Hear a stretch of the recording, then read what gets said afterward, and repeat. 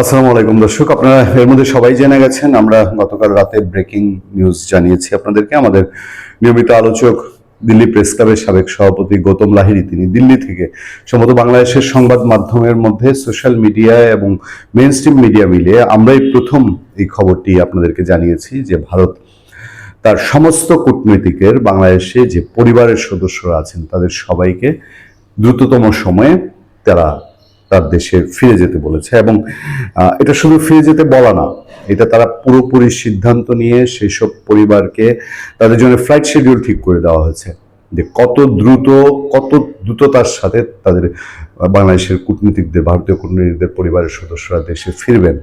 এবং মানে এতটা গুরুত্ব দিয়েছে যে যেসব কূটনীতিকের সন্তানাদি ধরেন এখানে পড়াশোনা করে, বাংলাদেশে পড়াশোনা, তাদের পড়াশোনার মধ্য অবস্থায় থাকলেও তাদেরকে স্পেশালি ওই দেশে গিয়ে স্পেশালি স্কুল কলেজে ভর্তির ব্যবস্থা করার জন্য ভারত সরকার উদ্যোগী হয়েছে। মানে কতটা গুরুত্বপূর্ণ তাদের কাছে। টাইমস অফ ইন্ডিয়ার খবরে এটা নিশ্চিত করা হয়েছে আরো পরে। টাইমস অফ ইন্ডিয়া জানাচ্ছে যে ভারত সরকার বাংলাদেশে কর্মরত ভারতীয় মিশন ও পোস্টে নিযুক্ত কর্মকর্তাদের পরিবারের সদস্যদের নিরাপত্তাজনিত কারণে সাময়িকভাবে দেশে ফিরে যেতে বলেছে। তবে ভারতের পররাষ্ট্র মন্ত্রণালয়ের সূত্র অনুযায়ী বাংলাদেশে ভারতীয় হাই কমিশন ও অন্যান্য যেসব সেবা সার্ভিস আছে সেগুলো খোলা থাকবে। হাই কমিশনের রেগুলার কাজ করে যাবে। শুধুমাত্র পুরুষ কর্মীরা যারা আছেন, পুরুষরাই শুধু এখানে কাজে থাকবেন।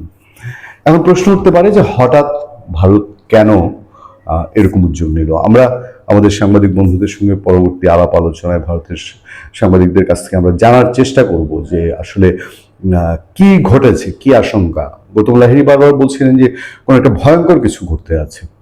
আচ্ছা, এক পর্দার অন্য পিঠে যদি দেখেন তাহলে এই প্রশ্নটা তোলাই স্বাভাবিক যে শুধুমাত্র কেন ভারত তার কূটনীতিকদের সরে যেতে বললো। মানে আর কোনো দেশ তো না, আমেরিকা, ইউকে বা আরো অনেক দেশের মিশন বাংলাদেশে আছে, 30-40টা দেশে, তারা তো তাদের স্টাফদের সরে যেতে বলেনি।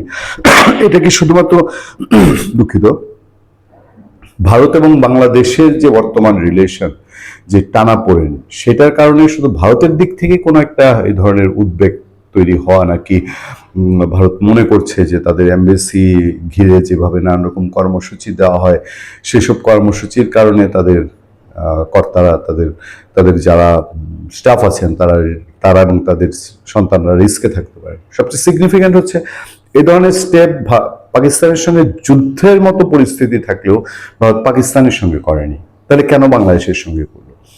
এই প্রশ্ন সবার মধ্যে যখন উঠছে তখন চারদিক থেকে এই আলোচনা যে ভারত বাংলাদেশের মধ্যে, যেমন ভারত বাংলাদেশে প্রায় চারপাশে তার সেনা স্ট্রেংথ বাড়িয়েছে, নতুন গ্যারিসন করেছে, নতুন এয়ারপোর্ট করছে, সেনা সমাবেশ করছে, নানান রকম পরিস্থিতি আমরা খবরাখবর পাই, প্রতিনিয়ত খবর পাচ্ছি।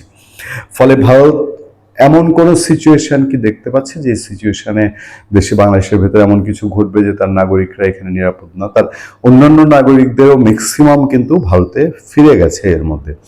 এখন বাংলাদেশ সরকারের স্টেটমেন্টের আবার অপেক্ষা যে ভারত এই ধরনের একটা সিদ্ধান্ত নিল, এটা কি শুধু ভারতের দেখার বিষয়? মানে ভারত একাই ঘাবড়াচ্ছে যে তার সাথে আমাদের সম্পর্ক যেখানে গেছে, নাকি বিশ্বের অন্যান্য দেশের সঙ্গে বাংলাদেশের যে মিশনগুলো আছে সব দেশেই এক মিশনের সঙ্গে আরেক মিশনের যোগাযোগ থাকে, তারা নিজেদের মধ্যে ইন্টারনাল শেয়ারিং করে, বা ভারতেরও মিত্র দেশ আছে, বাংলাদেশের মিত্র দেশের মিশন আছে, তাদের মধ্যে কি নিজস্ব এটা নিয়ে আলাপ সালাপ চলছে কিনা, নাকি আমাদের এখন দেখার বিষয় যে আমরা ভয় পাবো কিনা।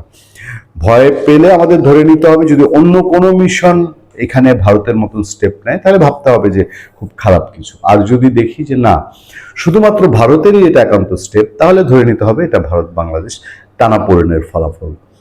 ভালো থাকবেন, সুস্থ থাকবেন। আপনার সাথে আমি আতিক রহমান, পূর্ণিয়া।